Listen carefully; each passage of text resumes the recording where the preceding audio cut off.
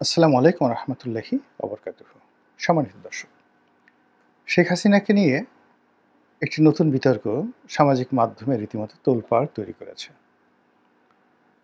যে বিষয়টি নিয়ে এখন আজকে আমি আলোচনা করব, আমার নিজের মস্তিষ্কে এই বিষয়টি আগে কখনো আসেনি। আমরা যারা সামাজিক মাধ্যমে কাজ করি এবং মোটামুটি একটা ট্রান্সপারেন্সি রাখার চেষ্টা করি, আমাদের কথা, আচরণ, তথ্য, উপাত্ত সবকিছুর একটা মান যারা বজায় রাখার চেষ্টা করি, তাদের মধ্যে ফেস দ্য পিউপিল নামক যে একটি অনুষ্ঠান হয়, জনাব সাগর, তিনি গুরুত্বপূর্ণ ব্যক্তি, বয়সে নবীন, প্রবাসী সাংবাদিক, বাংলাদেশে সাংবাদিকতা করেছেন। একটা সময় আমার সঙ্গে তার খুবই ভালো সম্পর্ক ছিল, এখনও আছে, এবং আমাদের দুজনের মধ্যে সৌহার্দ্যপূর্ণ যে সম্পর্ক, এটি অনেক ঊর্ধ্বস্তরের। আমি জনাব সাগরকে চিনি এবং জানি। তার আতিথেয়তা, তার আন্তরিকতা, তার সততা, তার নিষ্ঠা এবং সাংবাদিকতা পেশাকে ভালোবাসা, এটি আমি খুব অল্প মানুষের মধ্যে দেখেছি। উনি আগেই দেশের বাইরে থাকতেন, ইটালিতে থাকতেন, কানাডাতে থাকতেন, ব্যবসা বাণিজ্য করতেন। তো ওগুলো ছেড়ে তিনি বাংলাদেশে এসে ব্যবসা বাণিজ্য পাশাপাশি সাংবাদিকতা করতেন। আবার একটা সময় বাংলাদেশ ছেড়ে তিনি চলে গেছেন, বিয়ে থা করে চলে গেছেন।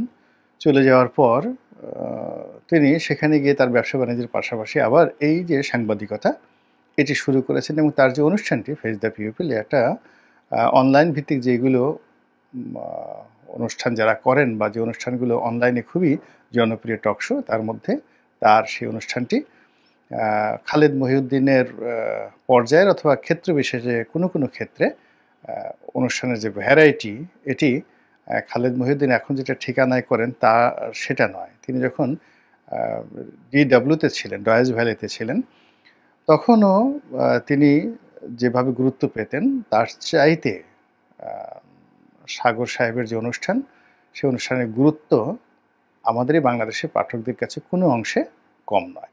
খালেদ সাহেবও ভালো, সাগরও ভালো। তো এই কথাগুলো বললাম এই কারণে যে এরা দুজনই বয়সে নবীন, আমার ছোট ভাইয়ের মতো, কিন্তু তারা কর্মে বড়, সম্মানিত। তো যার জন্য খালিদ সাহেব বা সাগর সাহেব তারা যখন কোনো একটা কথা বলেন, কোনো একটা স্ট্যাটাস দেন, ওটা আমি গুরুত্ব সহকারে নেই, দেখি এবং পড়ি। তো জনাব সাগরের একটা ফেসবুক স্ট্যাটাস দেখলাম যে তিনি এরকম একটা ফেসবুক স্ট্যাটাস, অন্যের একটা ফেসবুক স্ট্যাটাস তিনি দেখেছেন, এবং তার সেই বক্তব্যগুলো, অর্থাৎ যে স্ট্যাটাস যিনি দিয়েছেন তার সেই বক্তব্যগুলো জনাব সাগরের দৃষ্টি আকর্ষণ হয়েছে এবং তিনি একমত পোষণ করেছেন বলে সেটা আবার শেয়ার করেছেন। এবং সেটা শেয়ার করার কারণে তিনি, যেহেতু জনাব সাগর আমার ফেসবুকের সাথে জড়িত, তো আমিও সেই বিষয়টা দেখলাম এবং আমারও মস্তিষ্কে কিন্তু বিষয়টা নাড়া দিল। নাড়া দেওয়ার কারণেই আজকের এই শিরোনামে কথা বলার চেষ্টা করছি। প্রশ্নটা হলো, শেখ হাসিনা কি দিল্লিতে, কলকাতাতে, আগরতলাতে নাকি ঢাকাতে? এটা কি বুকে হাত দিয়ে আমরা কেউ বলতে পারবো? ভারত বলছে তাকে ফেরত দেবে না। ভারত বলছে তাদের দেশের তারা আছে। ভারত বলেছে বা ভারতীয় পত্রপত্রিকায় এসেছে যে তাকে ভারতে আশ্রয় দেওয়ার জন্য, যাকে বলা হয় একটা পলিটিক্যাল ঐক্যমত হয়েছে। সমস্ত রাজনৈতিক দলগুলো বৈঠক করে তারা সেখানে তাকে স্থান দিয়েছে। ২ নম্বর হলো যে আমরা পেপারে দেখেছি বা খবর শুনেছি যে তাকে ট্রাভেল পাস দেওয়া হয়েছে, ইত্যাদি ইত্যাদি অনেক বিষয়, এবং তাকে আশ্রয় দেওয়া হয়েছে, তাকে সম্মানিত মেহমান হিসেবে রাখা হয়েছে। এই সকল কথা ভারতীয় কর্মকর্তারা বলেছে। কিন্তু এটা যে কৌশল নয়, এটা আমরা বুঝবো কী করে? এর কারণ হলো, কেবল ভারত নয়, আমেরিকার মতো অনেক বড় বড় যাকে বলা হয় রাষ্ট্র, ইংল্যান্ড, তারা এরকম অনেক ক্ষেত্রে দেখা গেল যে কাউকে তারা জেলখানায় পুরে রেখেছেন, কিন্তু বললেন যে আমরা চিনি না, জানি না কোথায় আছেন, বা তাদের জিম্মায় রয়েছে, মেহমান হিসেবে রয়েছে, তারা হয়তো প্রচার করলো মেরেই ফেলা হয়েছে। এরকম অনেক ঘটনা বড় বড় রাষ্ট্রগুলো ঘটে। এখন শেখ হাসিনার ক্ষেত্রে বাস্তব অর্থে কি ঘটেছে, এটি আমরা ভারতীয় ন্যারেটিভ, ভারতীয় পত্র-পত্রিকার খবর এবং আমাদের দেখা কিছু দৃশ্য এবং একই সঙ্গে আমাদের কিছু ন্যারেটিভ, এইগুলোকে মিলে আমরা বোঝার চেষ্টা করছি যে তিনি ভারতে আছেন। কিন্তু প্রমাণ কি? এখন পর্যন্ত তিনি ভারতের কারো সঙ্গে গুরুত্বপূর্ণ বৈঠক করেছেন, আমরা তার কোনো ভিডিও ফুটেজ দেখিনি। এগুলো একটা। ২ নম্বর হলো যে আওয়ামী লীগের অনেক নেতার সঙ্গে তার কথাবার্তা হয়। কোনো নেতার কাছেই তিনি এখন পর্যন্ত বলেননি যে তিনি ভারতের কোথায় আছেন। এবং তার সঙ্গে ভারতের যে সকল নেতা রয়েছেন আওয়ামী লীগের, সাংবাদিক রয়েছেন এবং তার অনেক ব্যক্তিগত বন্ধু রয়েছেন কলকাতাতে এবং দিল্লিতে। শেখ হাসিনা যেহেতু ৭৫ ১৫ আগস্টের পরে দীর্ঘদিন দিল্লিতে ছিলেন, ফলে ওখানকার রাজনৈতিক অঙ্গন, সাংবাদিক অঙ্গন, এমনকি চলচ্চিত্রের অঙ্গনে তার ব্যক্তিগত বন্ধু রয়েছে। তসলিমা নাসরিন যেভাবে ভারতে আছেন, তার যেমন বন্ধু-বান্ধব রয়েছে, কাজেই তিনি ইচ্ছে করলে গোপন থাকতে পারবেন না। কোথায় আছেন, কী অবস্থায় আছেন আমরা জেনে যেতে পারি। কিন্তু শেখ হাসিনা ভারতের কোথায় আছেন, সেটি তার যারা ভারতীয় বন্ধু রয়েছেন তারা একবার হলেও জানবেন। জয় জানতেন, পুতুল জানতেন। পুতুল তো যাকে বলা হয় দিল্লিতে আছেন। এখন পুতুলের সঙ্গে তো তার কোনো ছবি আমরা এখন পর্যন্ত গত ৭ মাসে দেখিনি। পুতুলের সঙ্গে তার সাক্ষাৎ হয়েছে, এরকম কোনো দৃশ্য আমরা দেখিনি। জয় ভারতে এসেছেন, তার মায়ের সঙ্গে দেখা করেছেন, এরকম দৃশ্য আমরা দেখিনি। জয়শঙ্করের সঙ্গে, নরেন্দ্র মোদীর সঙ্গে বা অন্য কোনো রাজনৈতিক নেতার সঙ্গে শেখ হাসিনার দিল্লিতে দেখা হয়েছে, আগরতলাতে দেখা হয়েছে কোনো নেতার, বা মমতা ব্যানার্জির সঙ্গে শেখ হাসিনার কথা হয়েছে। খুবই ঘনিষ্ঠ সম্পর্ক তাদের, মমতা ব্যানার্জির সঙ্গে তুমি সম্পর্ক। তো সেরকম কোনো দৃশ্য তো আমরা এখন পর্যন্ত দেখিনি। তাহলে শেখ হাসিনাকে নিয়ে ভারতীয় যে ন্যারেটিভ, বা তিনি শেখ হাসিনা ভারতে আছেন, যে কোনো সময় টুস করে ঢুকে পড়বেন, এই বিষয়টি শতভাগ বিশ্বাস করাটা নির্বুদ্ধিতা। এই প্রথম আমার মনে হলো। দ্বিতীয়ত তিনি যে বাংলাদেশে নেই, এটা একেবারে উড়িয়ে দেওয়াটাও শতভাগ নির্বুদ্ধিতা এখন মনে হচ্ছে। এর কারণ হলো তার যে বঙ্গভবনের যাওয়ার যে প্ল্যান ছিল আগস্ট মাসের ৫ তারিখে, তো সেই সময়টাতে তিনি গাড়িতে করে একটা টহল দিয়েছেন নিজে। এরপর তিনি হেলিকপ্টারে উঠেছেন এবং তার হেলিকপ্টার ঢাকার আকাশে বেশ কিছুক্ষণ উড়েছে।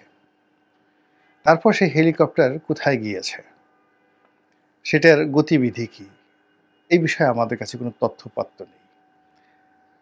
প্রথম দিকে কিছু কিছু গুগল ম্যাপে দেখানোর চেষ্টা করা হচ্ছিল যে তার হেলিকপ্টারটি এত তারিখে সেই দমদম এয়ারপোর্টে গিয়েছে কলকাতাতে, তারপর সেখান থেকে কিভাবে দিল্লিতে গিয়েছে, ওই গুগল ম্যাপ থেকে অনেকে দেখার চেষ্টা করেছে। পরবর্তীতে দেখা গেল সেগুলো সবই ভুয়া।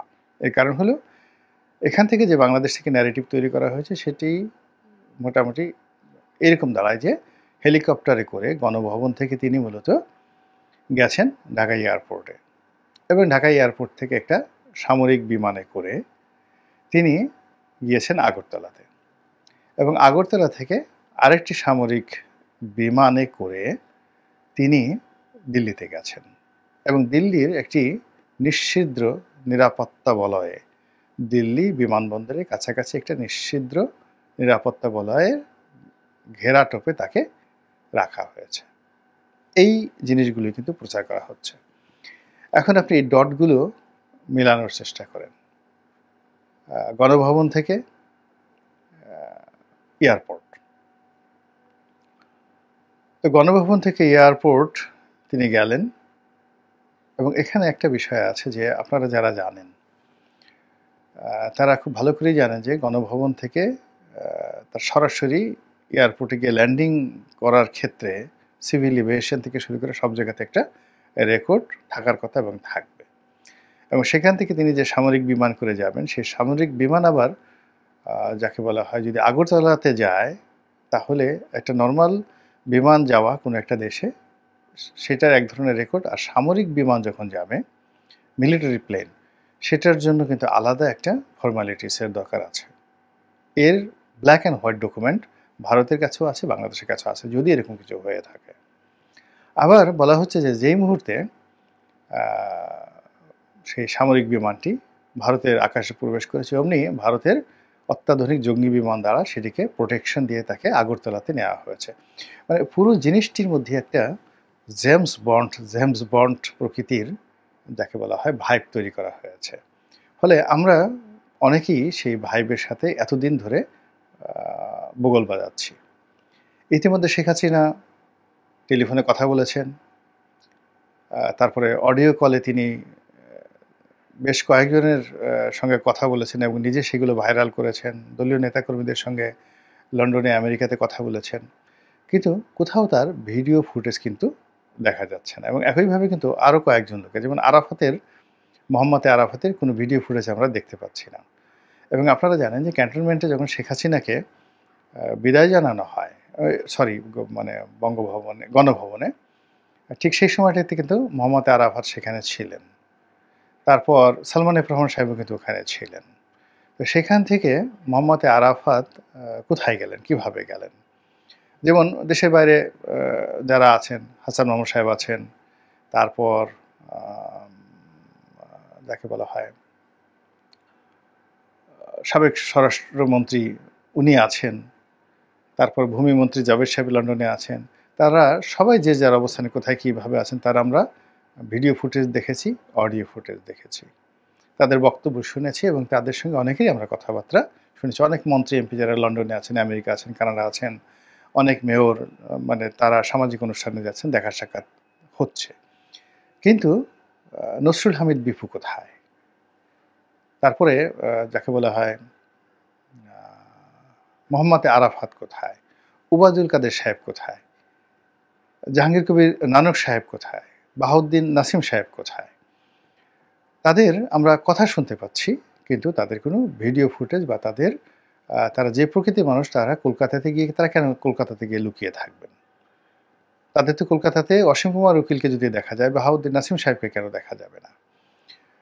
আবার বাহাউদ্দিন নাসিম সাহেব, জাহাঙ্গীর কবির নানক, স্বরাষ্ট্রমন্ত্রী, তারা সবাই কলকাতাতে আছেন, অনেকে দিল্লিতে আছেন, শামীম ওসমান সাহেব হয়তো দুবাইতে আছেন।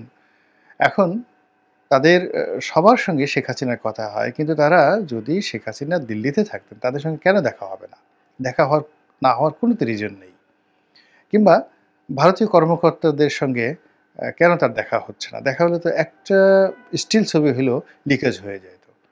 মানে এমন প্রযুক্তি এখন চলে এসছে, সবার হাতে প্রযুক্তি চলে আসছে। এবং ভারতে তো প্যাগাসাস প্রযুক্তি এখন অনেক মানে প্রাইভেট গোয়েন্দাদের কাছে অ্যাভেলেবল।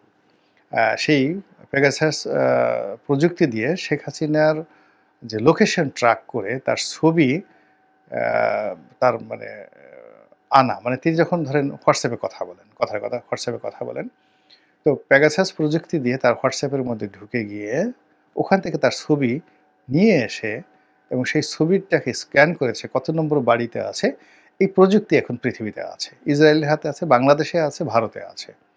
আমরা এখনো পর্যন্ত কেন তার লোকেশনটা ট্র্যাক করতে পারছি না? ইট মিনস আমরা এই যে যাদের হাতে প্রযুক্তি আছে তারা এই কাজ করছেন না। আর অনেকে এই ব্যাপারে আগ্রহ হচ্ছে না, বিকজ তাকে নিয়ে এতগুলো ভাইব তৈরি করা হয়েছে। সেই ভাইবের কারণে আমরা ইন্ডিয়ান ন্যারেটিভগুলো বিশ্বাস করে শেখ হাসিনা যে দিল্লিতে আছে এটা শতভাগ বিশ্বাস করে বসে আছি। অথচ আপনি যদি তার কথাবার্তাগুলো বিশ্লেষণ করেন যে আমি বাংলাদেশের খুব কাছাকাছি আছি, যে কোনো সময় টুস করে ঢুকে পড়ব, এই কথাগুলো। আবার তিনি বলছেন আমি যেখানে আছি সেখানে নেটওয়ার্ক ঠিকমতো কাজ করছে না, ইত্যাদি অনেক কথা। আবার তিনি যে কথাগুলো বলছেন, যেভাবে কথাগুলো বলছেন অত্যন্ত কনফিডেন্টের সাথে, তাতে মনে হচ্ছে যে বাংলাদেশের অনেকের সাথে তার যাকে বলা হয় কনফিডেন্সিয়াল একটি সম্পর্ক তার রয়েছে। তো এই সব মিলিয়ে শেখ হাসিনাকে নিয়ে আপনার আমার যে চিন্তা, সেই চিন্তাটা আমরা এখনো নিশ্চিন্ত পর্যায়ে থাকতে পারছি না। যারা তাকে ভালোবাসেন তারা একভাবে চিন্তা করছেন, আর যারা তাকে ভয় পান, যদি তিনি ঢাকা থাকেন, যদি তিনি ঢুকে পড়েন, তাহলে সেক্ষেত্রে কী হবে? যদি ঢাকা থাকেন তাহলে কী হবে? যদি বাংলাদেশের ভিতরে থাকেন তাহলে কোথায় আছেন, কার জিম্মে আছেন, কী আছেন, এসব নিয়ে এই যে নতুন করে যে আবার বিতর্ক শুরু হলো। এবং আপনি চিন্তা করুন যে বাংলাদেশে যে ঘটনাগুলো ঘটে যাচ্ছে একটার পর একটা ঘটনা, কোনোটার সাথে আপনি কোনোটার ডট মিলাতে পারবেন না, কোনোটার সঙ্গে কোনোটার আপনি বন্ধন দিতে পারবেন না, সব কিছু এলোমেলো। এবং এখানে আওয়ামী লীগ যে খেলছে, এতে কোনো সন্দেহ নেই। এবং সেই খেলায় সরকার, জনগণ, তারপর শেষে প্রশাসন থেকে শুরু করে সবাই যে দৌড়াচ্ছে, তাতেও কোনো সন্দেহ নাই। কাজেই কোনো কিছু বিশ্বাস করার আগে বৈজ্ঞানিক তথ্যপাত্য সহ, প্রমাণসহ, যুক্তিসহ যদি আপনি একটি অনুসিদ্ধান্তে পৌঁছাতে পারেন এবং সেই অনুসিদ্ধান্তের প্রেক্ষিতে যদি আপনি সিদ্ধান্ত নিতে পারেন, সেটা অনেকটা নিরাপদ হয়, যেটি আমাদের রাজনীতিতে এখনো পর্যন্ত আমরা বিএনপি, আওয়ামী লীগ, জামাত, জাতীয় পার্টি কেউ পারেনি। আমরা শেখ হাসিনাকে কেবলই মাত্র পালিয়ে গেছে ধরে নিয়ে আসবো, তারপর তাকে ফাঁসিতে লটকাবো ইত্যাদি ইত্যাদি বলে মনের ঝাল মিটাচ্ছে। কিন্তু যদি তিনি ঢাকা থেকে থাকেন, তিনি আমাদের এই নির্বুদ্ধতা দেখে কিভাবে হাসছেন, এই কথা মনে করলে আমার অন্তরাত্মা কেঁপে ওঠে। আল্লাহ আমাদের সবাইকে হেদায়েত দান করুন এবং হেফাজত করুন। আসসালামু আলাইকুম ওয়া রাহমাতুল্লাহি ওয়া বারাকাতুহু।